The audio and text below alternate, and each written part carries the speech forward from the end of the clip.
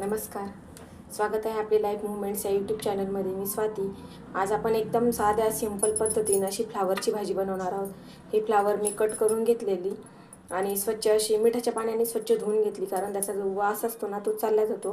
त्यामुळे मिठाच्या पाण्याने धुवून घ्यायचं आहे. स्वच्छ 2-3 पाण्याने धुवून घेतलं तिला आणि बारीक बारीक पीसमध्ये मी कट केलेलं तिला. आणि आता हे घेतलं आपण लसण.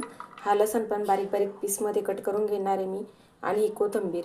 आपण फक्त लाल मिरची पावडर, तिखट आणि हळद हे 3च गोष्टी वापरून आपण ही फ्लावरची भाजी एकदम साध्या सिंपल पद्धतीने बनवणार आहोत. चला तर मग आता रेसिपीला सुरुवात करूया. कोथिंबीरला कट करून घ्यायचे आपल्याला आणि तसंच आपल्याला लसूण पण बारीक बारीक असा एकदम छोटा छोटा असा कट करून घ्यायचा आहे, कारण त्याची टेस्ट खूप छान लागते अशा भाजीमध्ये. सुकी भाजी बनवणार आहोत आपण फ्लावरची, एकदम साधी. मी तेल तापत ठेवलेलं. आता यामध्ये आपण मोहरी ॲड करणार आहोत. मोहरी तडतडली की आपल्याला जिरे ॲड करायचे.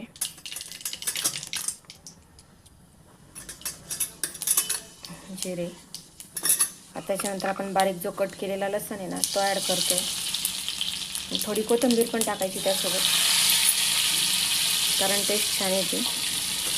आणि आता आपली जी फ्लावर आहे ना आपण ती टाकूया.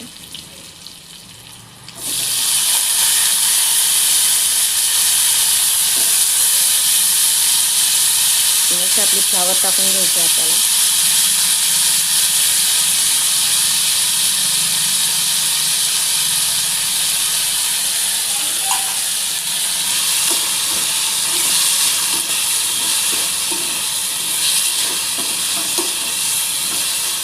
असं त्याला आता सर्व मिक्स करून घ्यायचं आहे पूर्ण साईडने.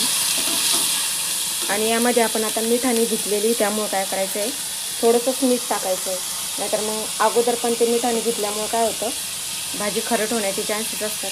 त्यामुळे चवीनुसार थोडंसं आपल्याला मीठ टाकायचं आहे त्यामध्ये, कारण एका व्यक्तीसाठी अशी फ्लावरची भाजी आपण बनवत आहोत, जास्त नाही बनवणार आहे. त्यामुळे असं आपल्याला हे करून घ्यायचं आहे.